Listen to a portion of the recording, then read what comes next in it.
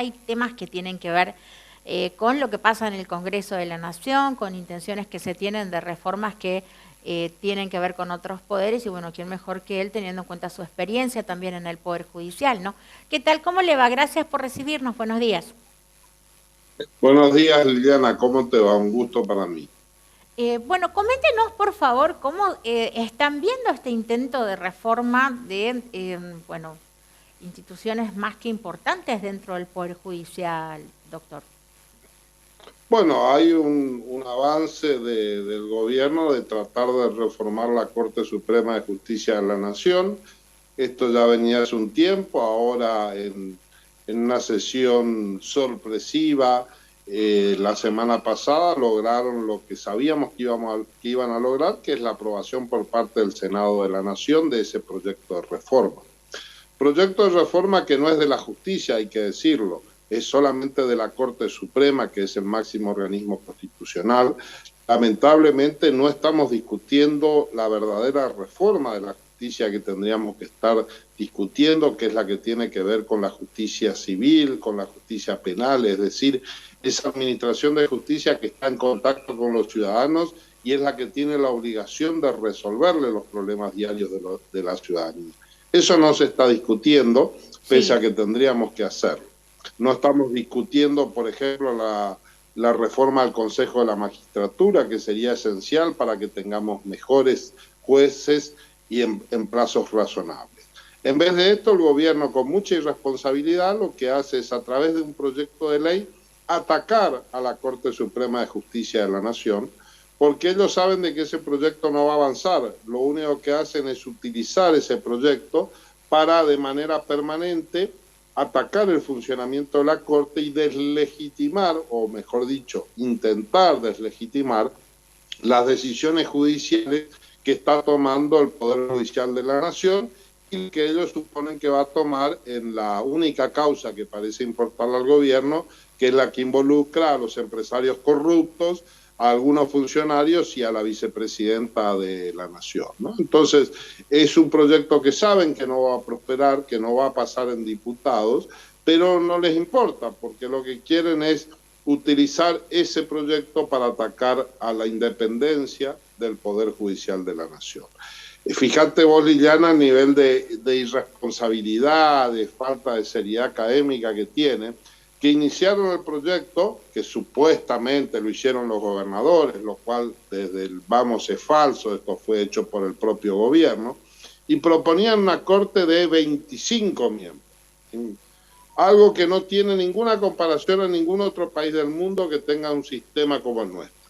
25. Y después van al Senado y negocian y bajan de 25 a 15, ¿no? Es decir, sacan 10 miembros de la Corte Suprema sin dar ninguna explicación, sin ninguna fundamentación. O sea, escribieron un montón y explicaron de que para que la Corte funcionara bien necesitaba 25 miembros.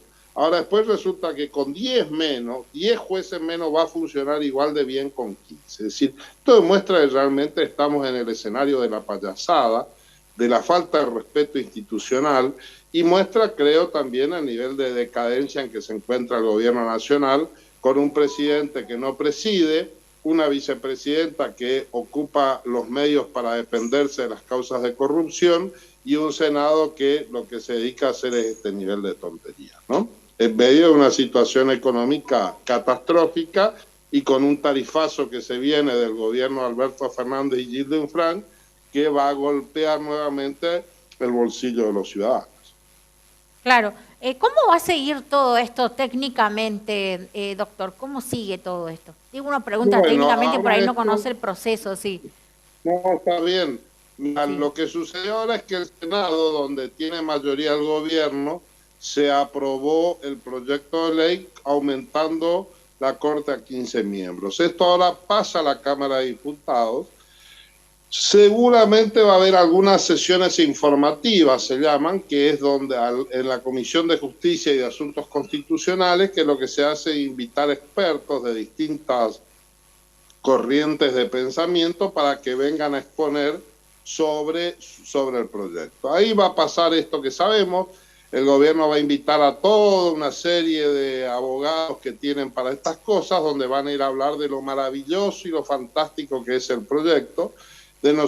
Nuestra parte invitaremos también constitucionalistas que vayan a exponer las razones, todo lo cual, reitero, es más para la tribuna que para la realidad, porque esto a veces parece un diálogo de sordos donde nadie está dispuesto a escuchar argumentos, y claramente el gobierno no tiene ninguna intención de escuchar argumentos, pero van a hacer esta puesta en escena de llamar expertos para, de esta manera, que vayan a hablar mal de la Corte y a denunciar el lawfare y a denunciar que la pobre Cristinita está siendo perseguida, cuando en realidad lo que sucedió es que Lázaro Báez construyó de la nada una fortuna de miles de millones de dólares como representante de la familia Kirchner, ¿no? De lo cual no dicen nada, por supuesto.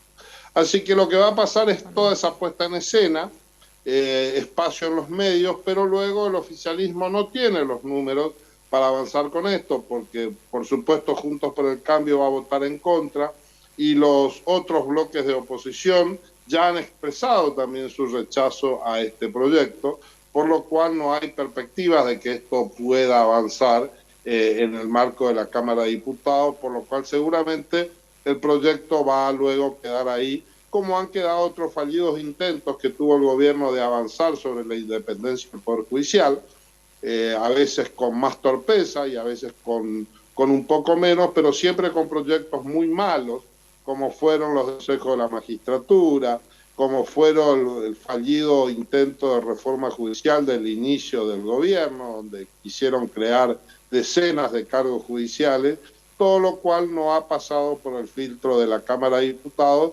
donde, recordemos, si bien Juntos por el Cambio no tiene una mayoría propia, el gobierno tampoco la tiene, y en consecuencia para que un proyecto avance se requiere avanzar en consensos, algo que, por cierto, el gobierno tampoco sabe hacer. Claro. Doctor, bueno, le agradecemos la comunicación, vamos a seguir todo este tema y por supuesto, bueno, queda abierta la invitación para que nos siga comentando también cómo marcha todo esto y otras cuestiones también que de hecho están tomando notoriedad a nivel nacional y provincial. Muchas gracias por la comunicación. Gracias, Adriana. Si me permitís sí, un por minuto favor, más, sí. decir la importancia que tiene la justicia justamente es que es la única defensa que tienen los ciudadanos frente a la prepotencia del poder político, ¿no? Ahora se van a venir, dentro de poco tiempo vamos a sufrir el tarifazo de Alberto Fernández y Gildo Enfrán, quienes de conjunto están por avanzar sobre el bolsillo de los formosos. Y ahí vamos a sentir en Formosa el problema de no tener jueces independientes, porque vamos a estar indefensos frente a la prepotencia del poder. Por eso es tan importante que sigamos luchando para tener una mejor justicia. Gracias, Liliana. Un saludo a tu audiencia.